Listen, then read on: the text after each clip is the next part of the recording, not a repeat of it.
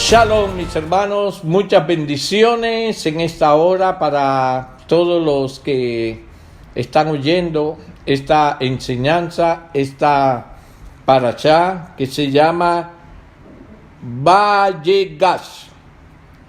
Está en Génesis o Bereshit 44 del verso 18 hasta Génesis 47, verso 27. Ahora, ¿qué estamos haciendo al estudiar las parashá? Nosotros sabemos que Yeshua dijo que Moisés había escrito sobre él. ¿Cómo nosotros sabemos que los libros de Moisés se le llaman a los 5 primeros libros de la Escritura? Sabemos que Yeshua se estaba refiriendo a la Torá, que Moisés había escrito en la Torá sobre él.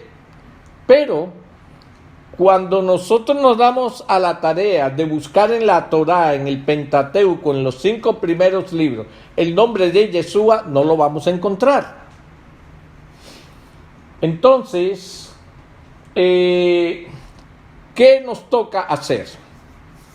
No vamos a encontrar ni el nombre de Yeshua ni el nombre del Mesías. ¿Qué vamos a hacer entonces?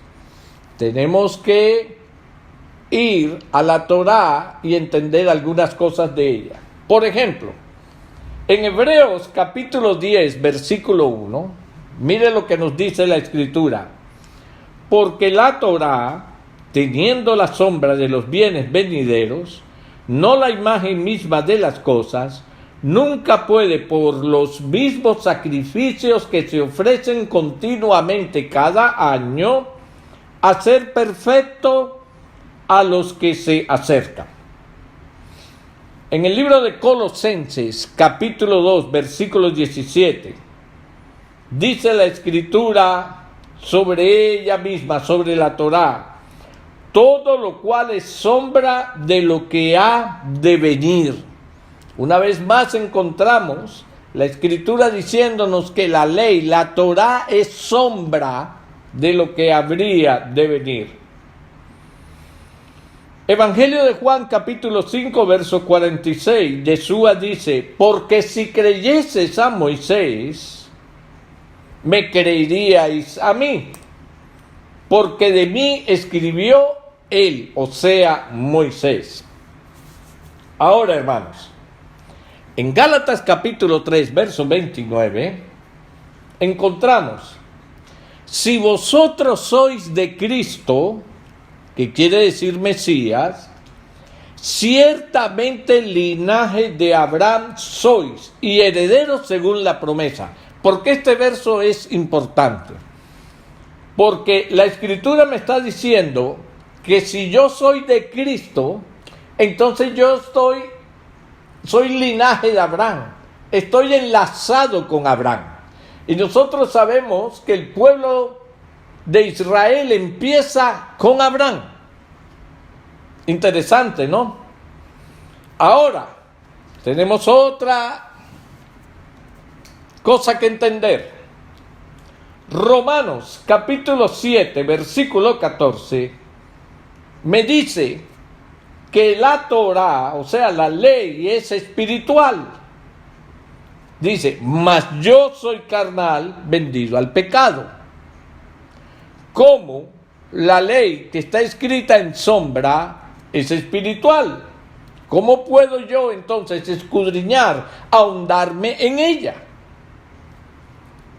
Primera de Corintios, capítulo 2, versículo 12 y 13, dice: y nosotros no hemos recibido el Rúa, el espíritu del mundo, sino el espíritu que proviene de Elohim, para que sepamos lo que Elohim nos ha concedido, lo cual también hablamos no con palabras enseñadas por humana sabiduría, sino con las que enseña el Espíritu, acomodando lo espiritual de la Torá a lo espiritual. a mi espíritu. Ahora, ¿para qué nos dio el Eterno esa revelación? Nos respaldó, nos fortaleció, nos llenó con su espíritu. Tenía un propósito. Primero, para que nosotros sepamos lo que Elohim nos ha concedido. Es decir, una persona, un creyente que no acepte el revestimiento del Ruach HaKodesh, no puede entender lo que el Padre le ha concedido en la Torá. Entonces, esa persona va a pasarse el resto de su vida contendiendo, porque él no puede entender, porque todo lo que él lee está en sombra, y en las sombras no puede leer bien. Entonces, esta es la importancia de estudiar las porciones, de estudiar la Parashá a la luz del Brit Hadashah, del Nuevo Testamento, que ha sido iluminado, que ha sido revestido de la luz con el Espíritu Santo, para poder sacar de la sombra a la luz lo que el Altísimo nos quiere enseñar. Entonces, mis hermanos, ya a esta altura vamos por varias parashá que hemos estudiado, y quiero hacer un resumen sobre el anterior estudio y el anterior que tuvimos. Es indudable, ya a esta altura del camino que llevamos de estudios de las parashá, poder no ver todo lo que la vida de José nos está revelando, nos está anunciando y nos está profetizando sobre Yeshua.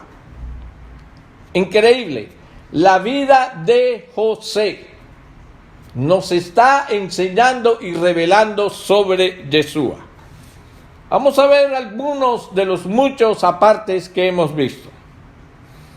Miramos que la vida de José es una profecía sobre el Mesías Yeshua como aquel quien tendría un nacimiento milagroso. También una profecía del Mesías Yeshua como el segundo Adán, mediante el cual nosotros recibiríamos vida. ¿Se acuerdan cuando miramos esos puntos? Voy a hacer un repaso rapidito aquí. Una profecía del Mesías Yeshua como el buen pastor, como aquel que fue aborrecido por sus hermanos. Una profecía del Mesías Yeshua como el hijo del rey, como el hijo unigénito del Padre, a quien el Padre ama con amor infinito. Una profecía del Mesías Yeshua como aquel que fue rechazado por sus hermanos y aborrecido sin ninguna causa. Como aquel del que fue profetizado que sería el futuro líder de sus hermanos. Como aquel quien fue enviado a vigilar el bienestar de sus hermanos. También vemos una profecía del Mesías Yeshua como aquel que buscó las ovejas perdidas del Padre, las ovejas perdidas de la casa de Israel. Como aquel de quien se conspiró en su contra. Como aquel que fue puesto, vendido en manos de los gentiles, porque sus hermanos no querían ser los agentes mismos de su muerte. Ellos no querían tener la responsabilidad de la muerte de su hermano, entonces lo vendieron. También vemos una profecía del Mesías Yeshua como aquel que fue tirado en un pozo, que viene siendo una figura de sepulcro. Como aquel que no fue encontrado en el pozo, o sea, en el sepulcro. También vemos una profecía del Mesías Yeshua como aquel que fue despojado de sus vestiduras. ¿Se acuerdan? Quitemos las vestiduras, matemos un animal y manchemos su ropa con sangre. Allá hay otra figura profética. Aquel que fue vendido por plata, 20 piezas de plata dieron. También miramos la profecía del Mesías Yeshua como aquel que tenía una vestidura bañada en sangre. Así lo vamos a reconocer cuando Yeshua regrese, porque tiene en su vestidura sangre. También lo vemos como una profecía del Mesías Yeshua como aquel que era un descendiente de Fares, el hijo de Judá, a través de Tamar. ¿Se acuerda de esa historia? Importantísimo. Si no, le aconsejo que oiga las parashá anteriores. Como aquel que fue acusado falsamente de un crimen que no cometió, al igual que Yeshua. Aquel que, aunque divino, se vació de sí mismo, de toda prerrogativa divina, y se humilló a sí mismo para volverse un siervo humano. Eso lo hizo Yeshua. De la misma manera que José fue despojado del privilegio de ser la mano derecha de su padre sobre sus hermanos. Y llegó a ser, ¿qué? Un esclavo. También vemos una profecía del Mesías Yeshua como aquel que usaría el pan y el vino como símbolos de su muerte. Hoy vamos a ver más de eso.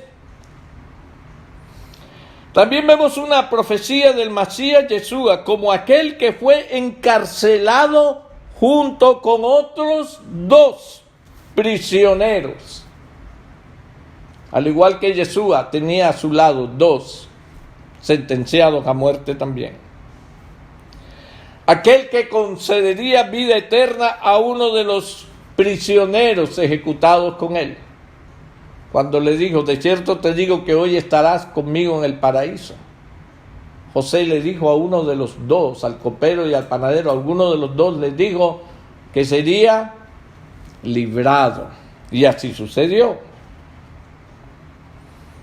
También vemos una profecía del Mesías Yeshua como aquel que fue puesto en manos de los gentiles para ser ejecutado. Esa figura la vemos cuando Yeshua fue puesto y entregado a los romanos, quienes fueron los que ejecutaron su muerte, su sentencia.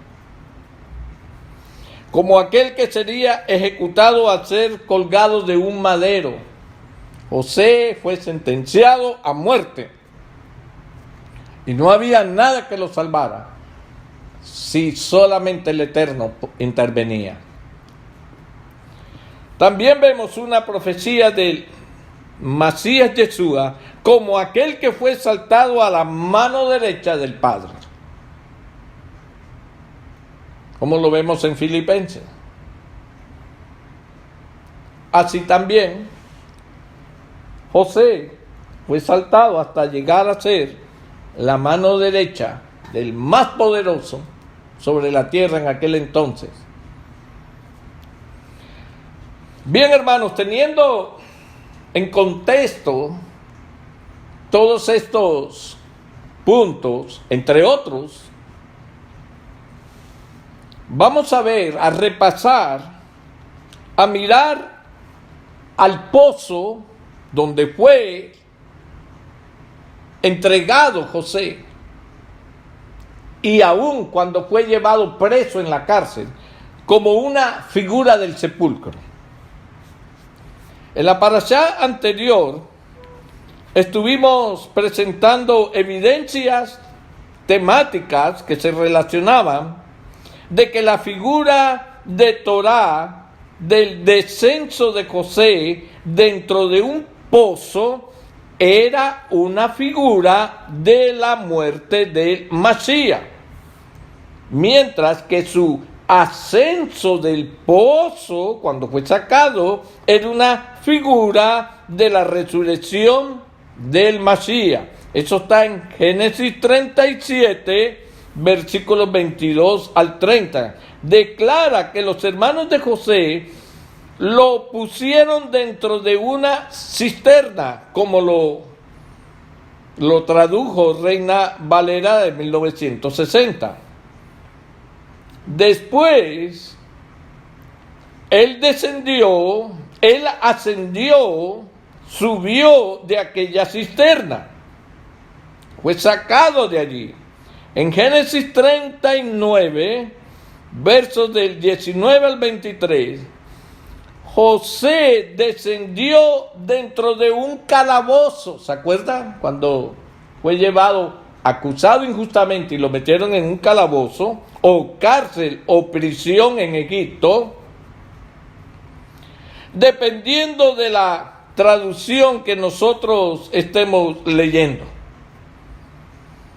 Génesis 41, 14 declara: de los siervos del faraón causaron que José ascendiera de aquel calabozo.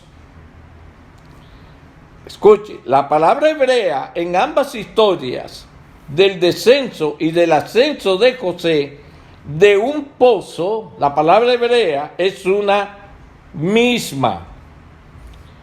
Les recuerdo, es la palabra bor, B grande o R, que significa pozo. En ambos pasajes, José fue sacado de un pozo. Aleluya. Ahora, cuando nosotros relacionamos estos dos eventos a la señal del Masías, vida, muerte, y el número 3, con eso estableciendo el significado mesiánico del ascenso y ascenso, del descenso y ascenso de José, de esos dos diferentes pozos. Ahora, podemos presentar más evidencias en la Escritura de que el descenso y ascenso de José de un pozo, o sea, un bor, es una figura de muerte, entonces vida, es decir, resurrección. En otras palabras, se puede presentar, hermanos, más evidencias en la Escritura donde el descenso de José al pozo era una figura de la muerte de Yeshua, como su ascenso cuando él sale es una figura de la resurrección de Yeshua. Estamos en la Torá, estamos escuchando, estamos encontrando, leyendo en los 5 primeros rollos de la Escritura todas las profecías sobre Yeshua. Si usted conoce esto, le voy a dar una muy excelente noticia. Con los 5 primeros rollos de la Escritura, usted puede predicar todo el evangelio de la Escritura. ¡Aleluya!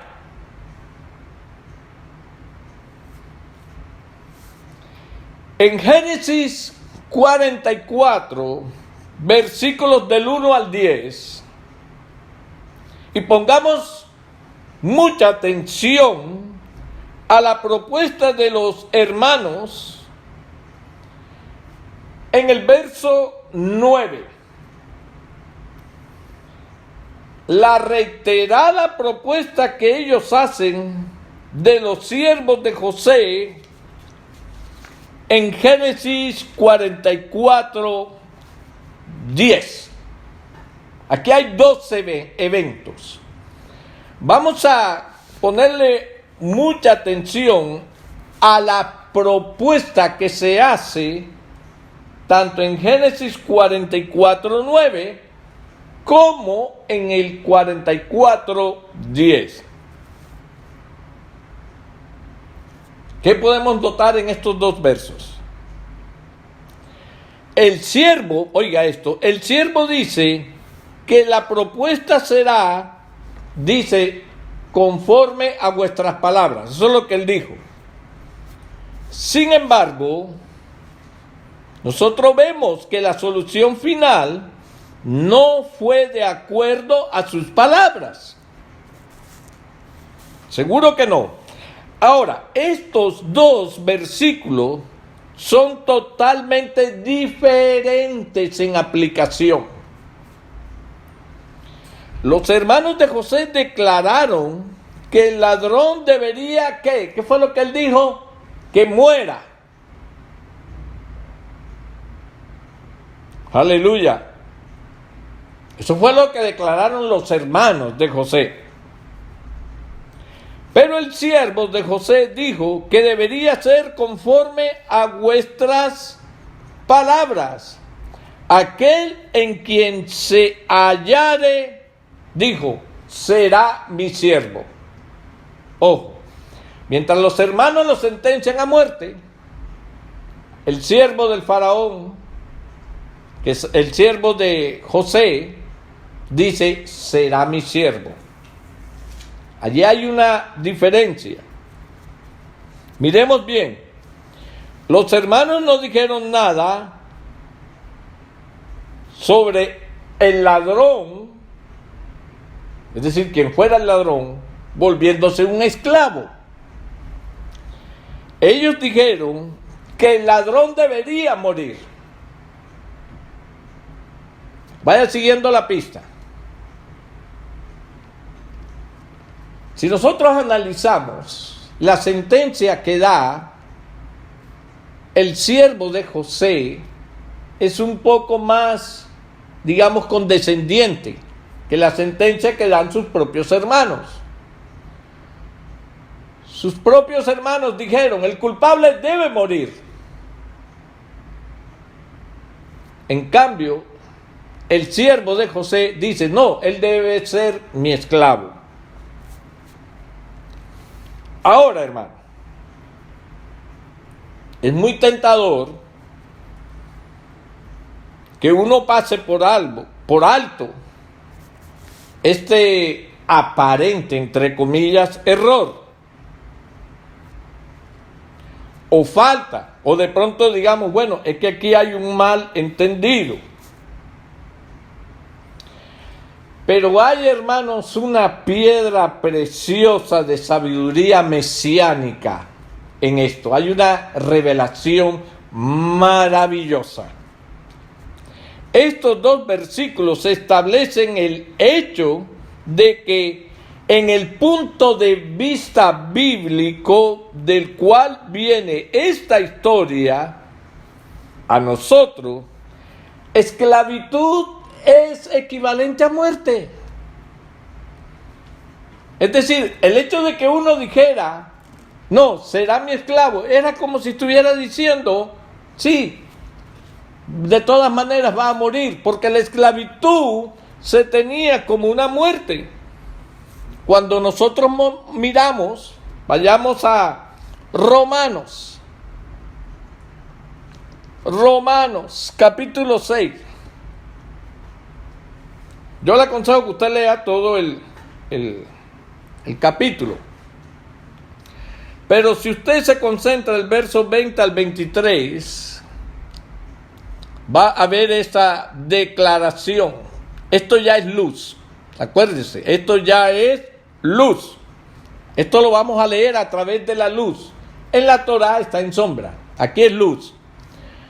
Porque cuando eres esclavos, mire que aquí está hablando de la esclavitud, del pecado, erais libres acerca de la justicia. Estábamos fuera de la justicia. ¿Por qué? Porque el pecado tenía una sentencia. Pero ¿qué fruto tenías de aquellas cosas de las cuales ahora os avergonzáis? Porque el fin de ellas es que dice muerte. Es decir, el esclavo era un sentenciado a muerte. Mas ahora que habéis sido libertados del pecado y hechos siervos de Elohim, tenéis por vuestro fruto, vuestra recompensa, la santificación y como fin, o sea, y como propósito, la vida eterna. Usted puede mirar entonces lo que está pasando aquí. Esta es la razón de por qué la Torá compara las dos expresiones, esclavitud con muerte, como la misma cosa. Porque un esclavo era como un muerto. No tenía derecho a absolutamente nada de vida. No miraba libertad, no miraba luz. Y en aquellos entonces, los calabozos estaban bajo la tierra. No veían la luz del sol. Era como si estuvieran muertos. Ahora, hermanos, queremos ver la esclavitud como una figura de muerte. La Torá quiere que veamos la esclavitud como una figura de muerte. Ese es el propósito de la Torá. En esta historia de José, en esta parte de la historia, en esta partecita en especial de la historia de José, que veamos la esclavitud como una cosa igual a la muerte. Por eso el que es esclavo del pecado está muerto espiritualmente. Importante tener esta definición en nuestra vida. Por tanto, cuando José hizo su descenso, al ser arrojado dentro de la prisión, o cárcel, o calabozo, o pozo, de esclavitud, en Génesis 39, versos del 19 al 23, él fue simbólicamente tirado a la muerte.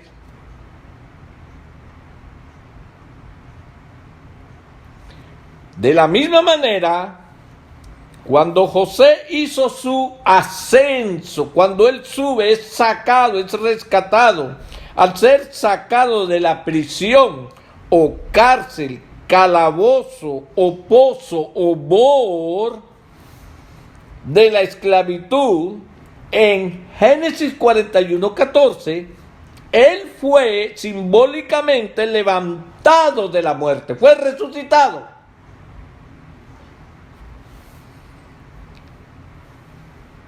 ¿Cuál era el propósito? Dios, el Eterno, el Altísimo, estaba utilizando este episodio de la vida de José para mostrar proféticamente lo que sucedería con el Mesías cuando él viniera. Que él iba a ser condenado a muerte, su sentencia iba a ser ejecutada, iba a morir, pero que también iba a resucitar. Usted puede imaginarse a José pensando que él estaba siendo utilizado para anunciar esto a la humanidad. En el momento no. Vamos a ver más adelante cómo José va entendiendo que todo lo que está aconteciendo en su vida tiene un propósito. De la misma manera que nosotros, en algún punto de nuestro caminar, en medio de las adversidades de nuestra vida, tenemos que entender que el Señor las permite porque Él tiene un propósito en nosotros y con nosotros.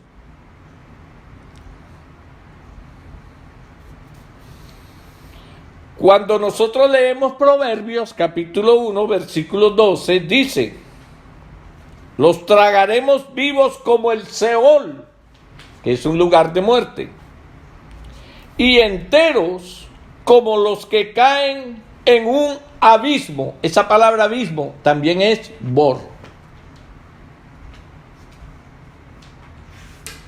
Pero mire cómo Proverbios relaciona muerte con este lugar.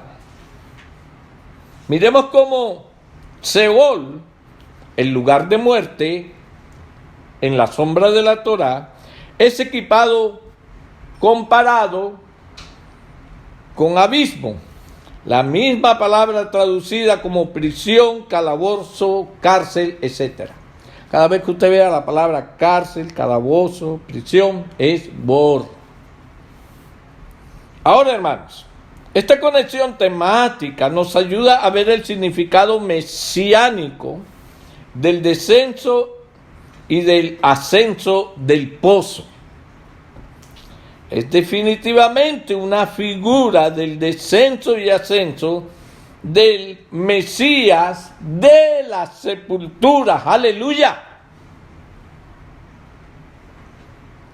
Por eso digo, hermanos, si nosotros vamos aprendiendo estos conceptos,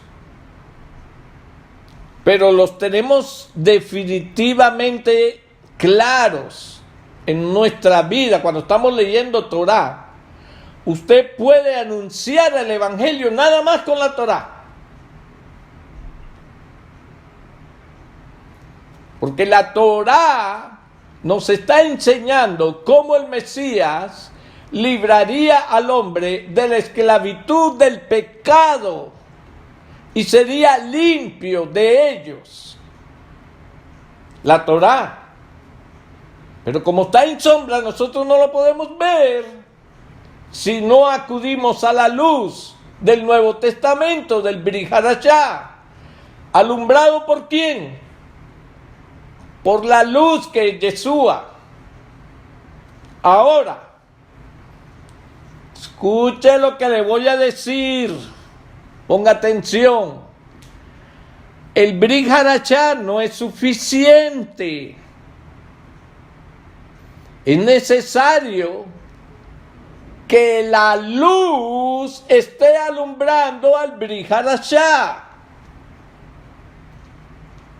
En otras palabras, usted puede estar en un cuarto encerrado en tinieblas.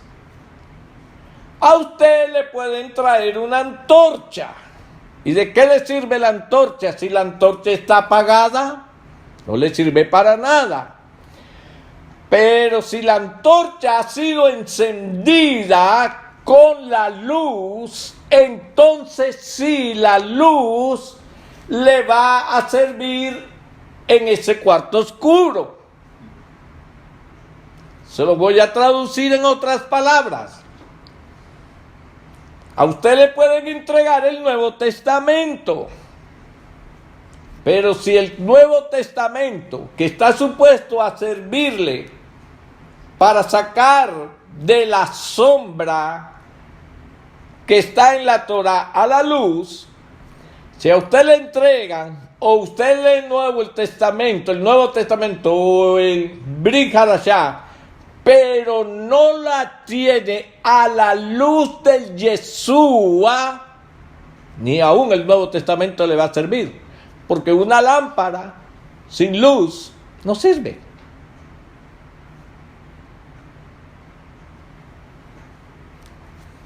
Aleluya. Ahora, mis hermanos, siempre que vemos historias donde alguien debería morir, pero les es devuelta su vida, sabemos que esto es de significado mesiánico por la señal del Masías, basado en la propuesta de los hermanos. Miren, ¿qué debería haberle sucedido a Benjamín?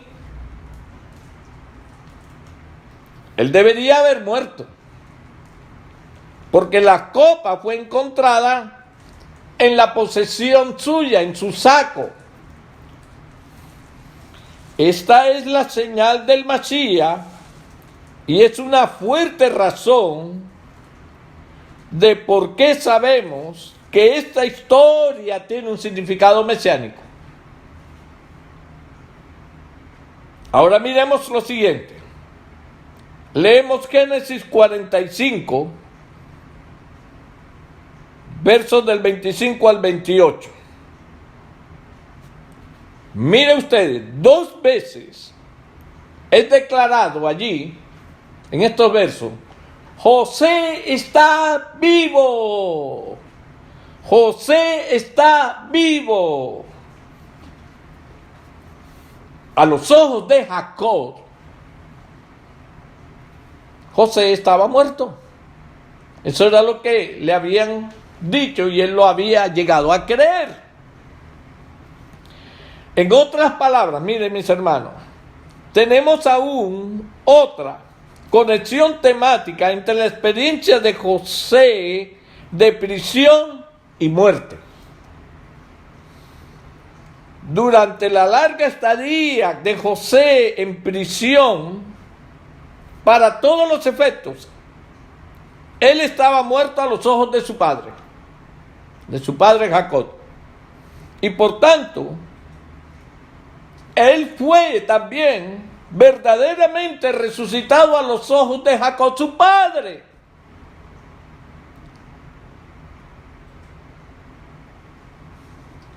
O sea que Jacob experimentó de José la muerte y la resurrección. Para Jacob, su hijo José experimentó muerte y experimentó también resurrección. Usted se puede acordar de algún padre que anteriormente haya experimentado este proceso con su hijo.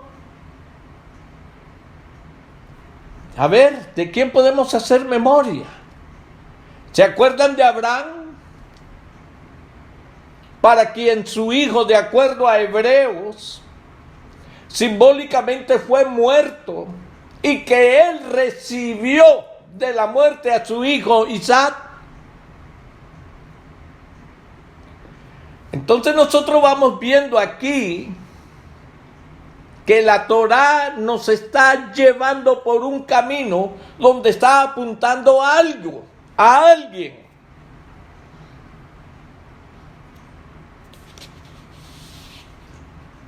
Vamos ahora a un punto muy importante. Hay una palabra que quiero que usted, si la puede apuntar, apúntela. La quiástica. Quiástica. Con Q, U, I, A, S, T, I, C, A. Vamos a mirar el significado mesiánico de la escritura quiástica. La escritura quiástica, vamos a ver qué es. En Génesis 45, desde el versículo 1 hasta el versículo 17. Anteriormente nosotros habíamos descubierto una escritura quiástica en Génesis 41, versículos del 1 al 17. Ahora, el eje central era Génesis 45, 6 de esa escritura. Mucha atención, hermano. Dos 2 años de hambre habían pasado y habían 5 por venir. O sea, 2 y el número 5. ¿No es una pregunta, un eje central bastante peculiar? Vamos a mirarlo. Seguramente a primera vista no parece tan profundo, pero bien, unamos esta información con otras 2 enseñanzas muy importantes. La primera, José como el hombre de pan de vida. Muy importante, José como el hombre de pan de vida. Y el número 5 lo asociamos con la gracia. Estas 3 cosas presentarán una figura del Mashiach que aún el más escéptico, hermanos, va a tener mucha dificultad en no aceptarlo. Prepárese. Pero primero vamos a pasar por una información bien fundamental que necesitamos tener presente. Yo les recomiendo que después que esta parashá la pongamos en YouTube, usted vuelva a escucharla y escucharla, pero con la escritura allí abierta. Y siempre, si usted es de las personas, que a usted le gusta simplemente no escuchar palabras, como por ahí. Yo a cualquiera que hable de Dios, yo le abro las puertas y lo escucho. Porque el que me hable de Dios, bienvenido es. Estos son los oidores, pero no los hacedores. Yo le aconsejo que cuando usted quiera realmente aprender y recibir revelación de parte del Altísimo, usted acepte el consejo de Yeshua, no el de la vecina que dice, ábrele las puertas, no importa, vamos a cualquier iglesia, después es de Dios. No escuche el mensaje, el consejo a la vecina, al vecino, aún a su primo, a tu hermano, a tu esposo o a su esposa. Acepte el consejo de Dios, el consejo de Yeshua. Escudriñad, pero escudriñad es escudriñar. Siéntese con la escritura, ore al Altísimo, tenga 2, 3 Biblias abiertas para que usted pueda comparar y leer y empiece a meterse en el río del Eterno. Aleluya. Génesis, póngale mucha atención a esto. Génesis, desde el capítulo 37 hasta el capítulo 43, nos enseña sobre la primera venida del Mashiach. Esto es Torah, Génesis, Bereshit. Aquí encontramos el tiempo cuando José, primero, experimentó su descenso en estatura, en jerarquía, dejó a su padre para llegar a convertirse después en un esclavo, ser un siervo.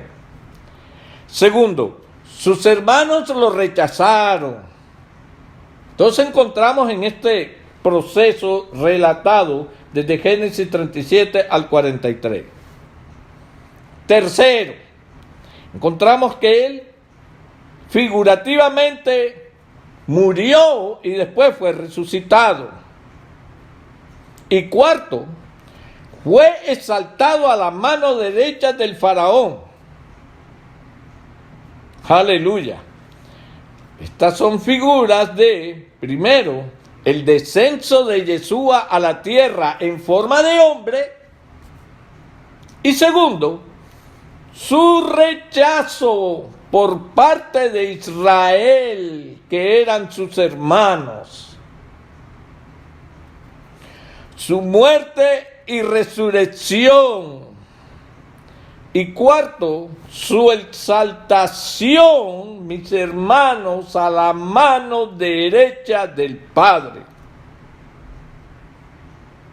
Nosotros ya sabemos que cuando el Mashiach regrese, todo Israel lo va a aceptar.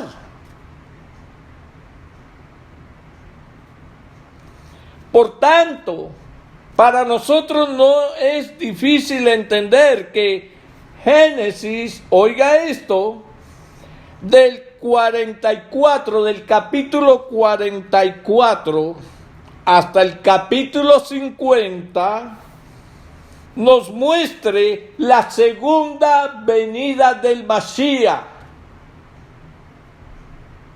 Para nosotros no es difícil, ahora que lo entendemos, leer y encontrar allí la segunda venida del Mashiach.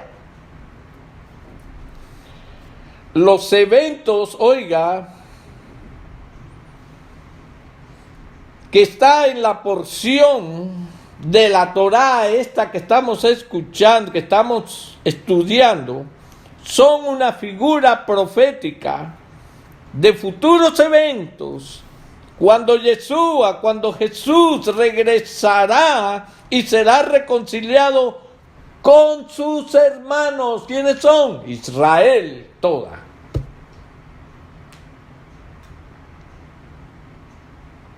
Increíble cómo la Torá nos está hablando de la primera venida de Yeshua, de todos los acontecimientos que están relacionados con su primera venida, su resurrección y su ascenso al Padre. Y cómo la Torá también nos está hablando de todos los eventos relacionados con la segunda venida de Yeshua. Increíble, maravilloso que la Torá nos esté enseñando todo esto. Ahora, hermanos, continuamos hablando cronológicamente. Cuando José se reveló finalmente a sí mismo a sus hermanos, mire, no permita que nada lo distraiga en este momento. Si tiene alguien por allí que le está molestando, dile, vete de aquí. Y si no se quiere ir, coja agua y échele. Pero usted necesita congregarse en esto que le voy a decir, concentrarse. Mire la pregunta. ¿Cuándo José se reveló finalmente a sí mismo a sus hermanos? Después de que el hambre había estado en la tierra por 2 años. Podemos mirar aquí alguna relación temática del tiempo de la revelación de José a sus hermanos y la futura revelación de Yeshua a Israel. ¿Esto tiene alguna relación que podamos conectar? ¡Claro! Así como José se reveló a sí mismo después de 2 años de hambre, igualmente, de la misma manera, Yeshua está a punto de revelarse a sí mismo a Israel después de 2000 años. ¡Aleluya! Eso merece más que un aleluya. Esto no es coincidencia, mis hermanos. Además, este es el significado profético de los 2 años del eje central de nuestra estructura quiástica. Por eso le dije mucha atención a esta palabra, quiástica. El Mesías se revelará a sí mismo a Israel en su segunda venida después de 2000 años, así como José se reveló a sí mismo a sus hermanos después de 2 años de hambre. Mira usted por qué es tan importante que tengamos las figuras de muerte, resurrección y el número 3 y los números los tengamos presentes para poder discernir las profecías sobre el Mashiach. Pero continuamos. ¿Cómo sabemos que los 2 años de hambre corresponden temáticamente a 2000 años? Porque la Escritura usa una hambre de pan físico como una figura de un hambre de pan espiritual. La verdad pura, palabra de Elohim, nuestro Dios, basado en la Torah. ¿Dónde encontramos eso? En Amós 8:14. Aleluya. Vaya a Amós capítulo 8 y busque el versículo 11. Amós 8:11, perdón. Dice, mucha atención, he aquí vienen días, dice Adonai el Señor, en los cuales enviaré hambre a la tierra, no hambre de pan, ni sed de agua, sino de oír la palabra de Adonai. Eso es lo que está profetizando Amós. Él está declarando que viene un tiempo de hambre por oír la palabra de Adonai. Esa hambre vendría a la tierra.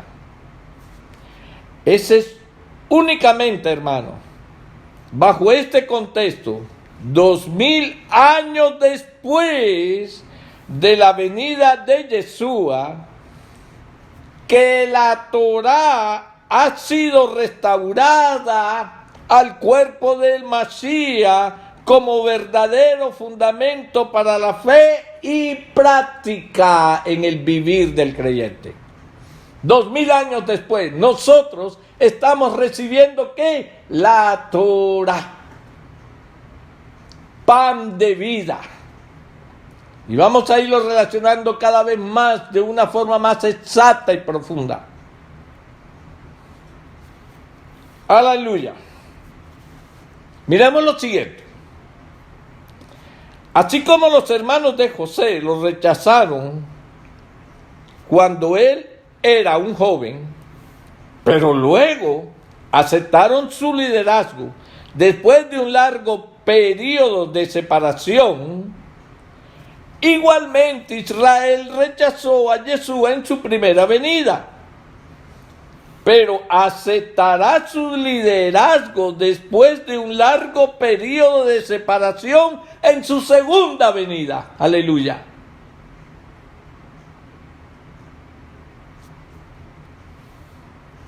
Ojo, durante el periodo de separación, José era conocido por los gentiles como un salvador, o sea, por los egipcios.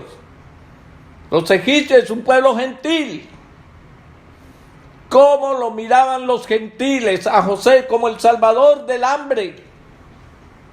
El hombre que había organizado todo para que hubiera comida en Egipto, y no solamente Egipto, para el resto del mundo, conocido en aquel entonces. Pero, aunque los egipcios lo conocían, sus hermanos no lo conocieron. ¿Por qué? Porque José habló el lenguaje egipcio. Tuvo un nombre egipcio.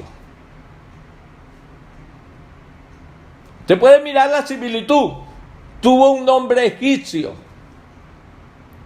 ¿Acaso los gentiles conocen a Yeshua por su nombre? No, lo conocen con un nombre romano, como Jesús, nombre gentil.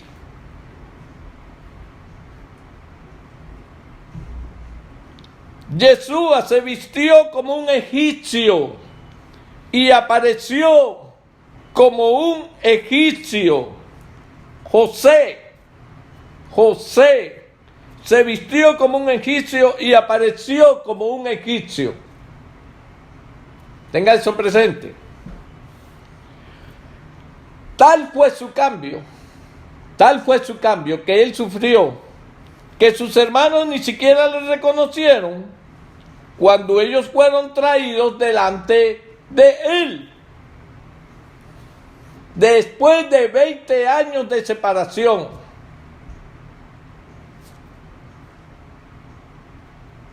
¿Acaso nosotros como gentiles, cuando no conocíamos Torah ni nada, podíamos relacionar a Jesús con el Yeshua hebreo? Vamos a ver algunas cositas. De la misma manera, durante los pasados 2000 años, Yeshua ha sido conocido por el mundo gentil como el Salvador.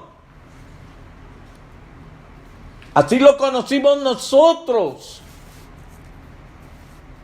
como el Salvador. ¿Quién es tu Salvador? Jesús. No, Yeshua no. Mi Salvador es Jesús. No, pero espérate un momentico. Es Yeshua, él cumplió, entregó la Torah. No. Mi Jesús abolió la Torah. ¿Se da cuenta la diferencia entre los dos? Entre Yeshua hebreo y Jesús romano. Pero para el mundo judío no lo reconocen ni como Jesús y todavía no se les ha revelado como Yeshua. A través de estos 2000 años, la religión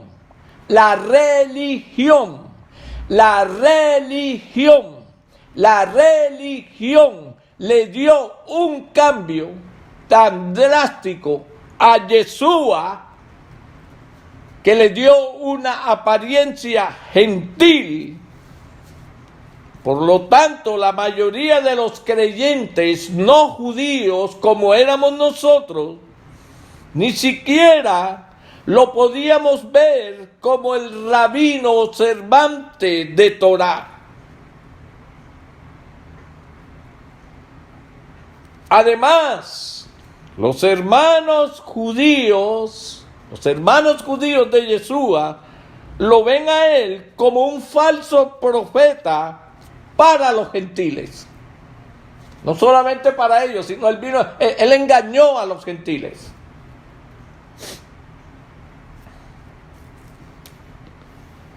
Aleluya. Si nosotros miramos, José era un hebreo. Sin embargo, durante su largo periodo de separación de sus hermanos, él fue exteriormente transformado. Se le dio una apariencia de un gentil. Él era como un egipcio.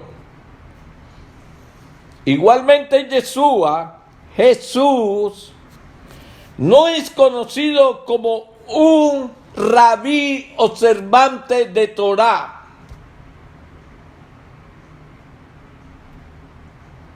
Pero como un salvador para los gentiles, quienes abogan por el quebrantamiento de la Torá, o sea, del Shabbat, para el domingo. No quieren más fiestas bíblicas ni restricciones dietéticas. Así lo ve el mundo gentil, a Jesús. Nada de eso que el Shabbat, no, eso es judío, eso es allá para ellos. No, que las restricciones dietéticas, que no se puede comer, no, eso es allá los judíos. A mí nadie me va a quitar mi marrano, mi puerco, y lo que más me gusta es el rabito torcido. Bien sancochado, bien frito. Oiga, y quítenle eso a un gentil.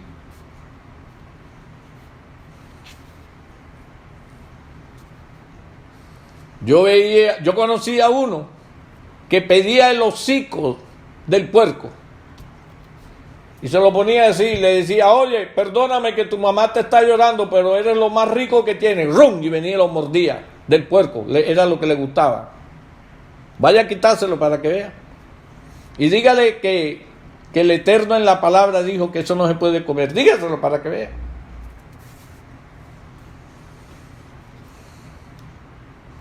Aleluya. Hermanos, durante los primeros 2 años de hambruna, José proveyó pan para el mundo.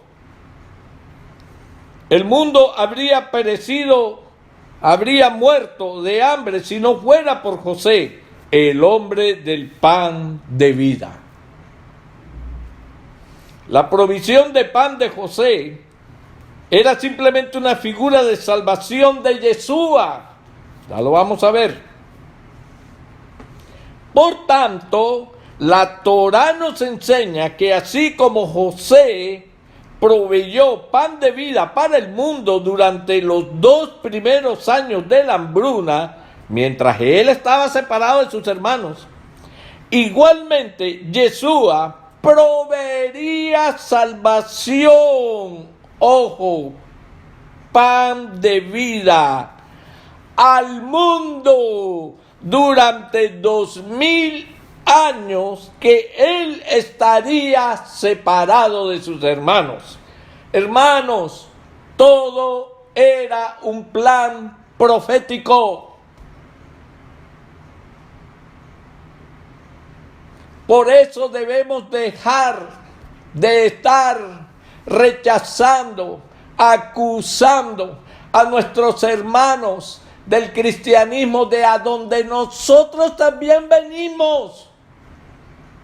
Verdaderamente dice el refrán, ningún cura se acuerda cuando fue sacristán. ¿De dónde nos sacó el Eterno? De allí, del cristianismo. Gracias al Eterno que tú no te habías convertido, porque todavía me estuvieras maldiciendo si yo estuviera en el cristianismo. En vez de estar orando por los creyentes cristianos de corazón, para que el tiempo se les cumpla y el rescate les llegue así como nos llegó a nosotros.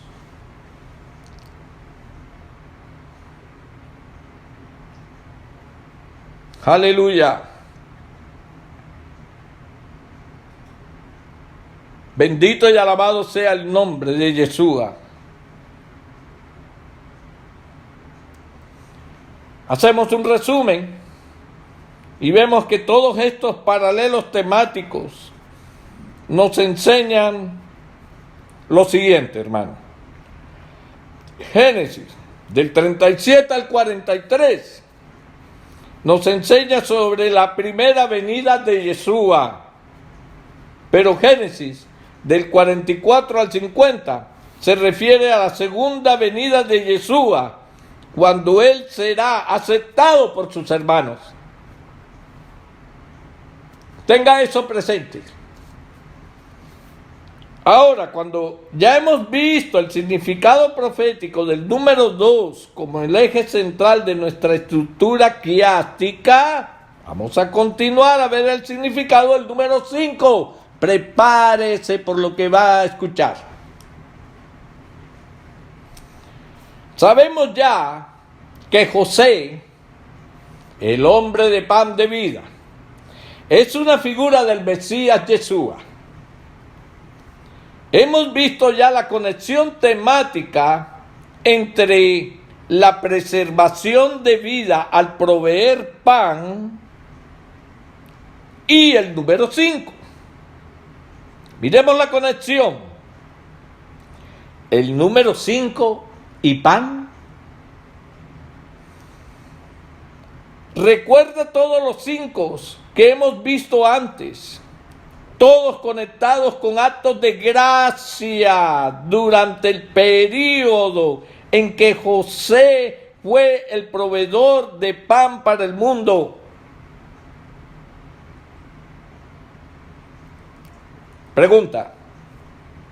Pregúntese, mi hermano, ¿puedes tú pensar en alguna historia sobre Yeshua que esté temáticamente relacionada a los conceptos que hemos visto? ¡Claro! Yeshua alimentó a una multitud con pan. Lea Mateo, capítulo 14, versos del 13 al 21.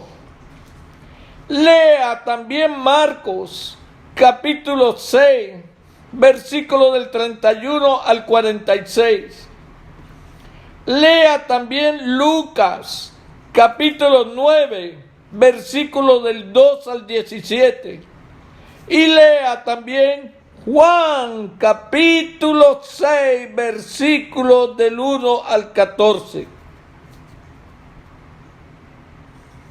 ¿Puede usted allí mirar el significado del número 5 en todas estas historias? Tengamos presente lo siguiente. ¿Habían cuántos panes? Solamente 5. ¿Habían cuántos hombres? 5,000 hombres. Yeshua manda a que se sienten en grupos de 50 y grupos de 100. ¿Cuántos grupos de 20 hay en 100? 5.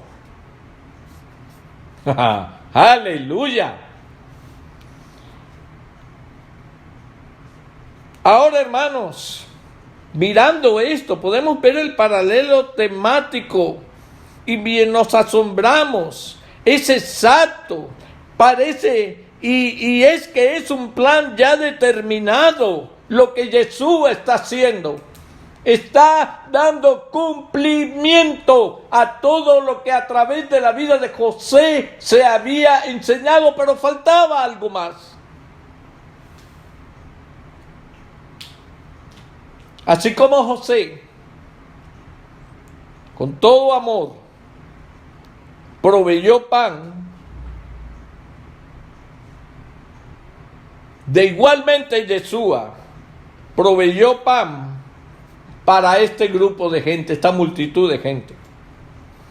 El número 5 es el número más prominente en esta historia. Por tanto, el significado mesiánico del número 5 en el eje central de nuestra estructura quiástica nos enseña que José es una figura del Masías Yeshua que provee pan para las multitudes. Ahora, hermanos, les voy a dejar aquí nada más algo para que usted lo investigue. Les voy a dar varias pistas. Haciendo averiguaciones históricas, nosotros podemos ver aquí un milagro increíble. José recauda,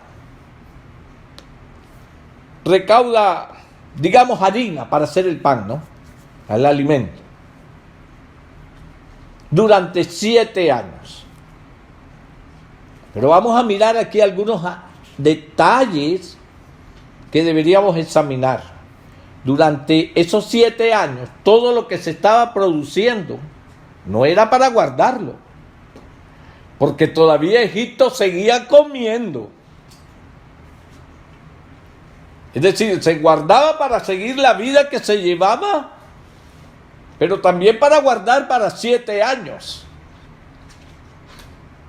De manera que todo no se estaba guardando para los 7 años. Venidero, alcanzaría a recogerse. Ahora, estamos hablando nada más de Egipto. Acuérdense que únicamente en Egipto se sabía lo que venía. Pero ¿qué encontramos? Que el Eterno le da sabiduría a José para guardar para Egipto toda la comida que se estaban comiendo los 7 primeros años de abundancia y que quedara para los 7 siguientes años de escasez. Ojo, pero no solamente para Egipto, sino para el resto del mundo conocido. ¿Usted no ve el milagro allí?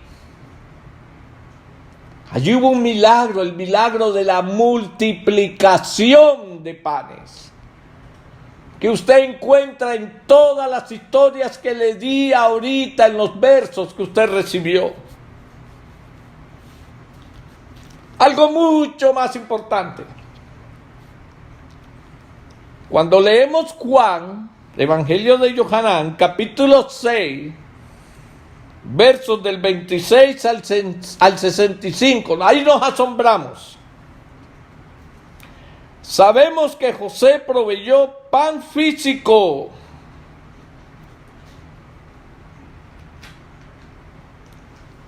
Pero ¿cómo esto muestra una figura de la obra del Mashiach?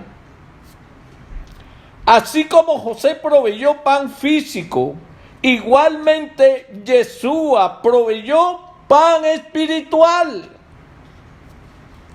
Es decir, así como José en su tiempo proveyó pan físico, en estas historias del Brit Hadashah con Yeshua presente, sobre todo en el Evangelio de Juan capítulo 6, versículo 35.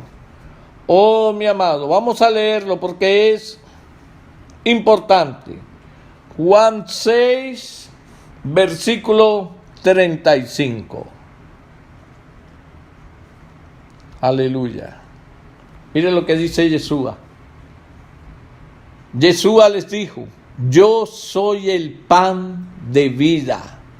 El que a mí viene nunca tendrá hambre, y el que en mí cree no tendrá sed jamás. Yeshua, el pan de vida. José daba el pan físico, una figura de lo que vendría más adelante. Yeshua dándose como el pan de vida. Aleluya. Ahora que ya tenemos este conocimiento, nuestra figura profética está completa. José, el hombre de pan de vida, proveyó pan para el mundo entero. Esta es una figura de la obra del Mashiach, Yeshua, quien proveería el pan de vida, se daría a sí mismo como la vida eterna para el mundo. ¡Aleluya! Pero le voy a dejar este último detalle por hoy. La señal del Mesías está escrita por todas partes en la historia de la provisión del pan de José. ¿Qué le habría sucedido a la gente del mundo si José no hubiera provisto con grano durante los 7 años de hambre que le hubiera sucedido a la gente? Todos ellos habrían muerto de hambre. Esta es también la razón de por qué sabemos que la historia de José es una sombra profética de la obra del Mashiach. Él trajo vida a aquellos quienes de lo más contrario del caso opuesto hubieran muerto. Esta es la señal de resurrección. Ojo con lo que le voy a decir. Hay más, mi hermano. Oh, dele gloria al Eterno por esto. Notemos también el pan que fue multiplicado, amados hermanos, fue pan de cebada por las cosechas que estaban cada uno en su tiempo. ¿Le dice esto algo a usted? Sabemos que la figura de Torah de la resurrección del Mashiach es encontrada en el tercer día santo, que es el día de la ofrenda mecida del Homer. Este día santo es una sombra de la resurrección de Yeshua, cuando el sumo sacerdote mecería las gavillas de cebada delante de Adonai. Siempre que usted ve mencionada la cebada, espere por una enseñanza del Mashiach. Sabemos que esta figura del Mashiach, proveyéndose a sí mismo como el pan de vida, es una figura de nuestra salvación. Si comemos de ese pan, no seremos tocados por la segunda muerte. Podemos pensar que es una coincidencia que el número 5, el número que enseña gracia, es el número asociado con el mensaje de salvación mediante el pan de vida. ¿Coincidencia? Claro que no. Somos salvos por gracia mediante la fe. La Torá nos enseña esto por medio de la historia de José, el hombre de pan de vida. Y hasta aquí, mis hermanos, dejamos esta primera parte de esta parashá. Por tiempo, vamos a grabar la segunda parte de esta parashá, que tiene todavía mucho más que enseñarnos. Espero, y es mi deseo, que el Altísimo le bendiga a usted con esta enseñanza. Que usted pueda mirar cómo desde el principio, desde la Torá, el Evangelio es anunciado. Que cuando nos llenamos del conocimiento y sobre todo de la revelación que nos da la interpretación correcta a través del Ruach HaKodesh, del Espíritu Santo, nosotros pudiéramos usar solamente los 5 primeros rollos de la Escritura para anunciar todo el Evangelio. Con la primera y con el retorno, venida de nuestro Mashiach. Que el Señor me los continúe bendiciendo grande, rica y poderosamente. Shalom. ¿Te gustó este mensaje? Te invitamos a suscribirte a nuestro canal de YouTube y a activar la campana para estar al tanto de nuevos videos. Síguenos en Instagram @Ministerio Puerta de Salvación y en Twitter @Ministerio MPS. Shalom y bendiciones.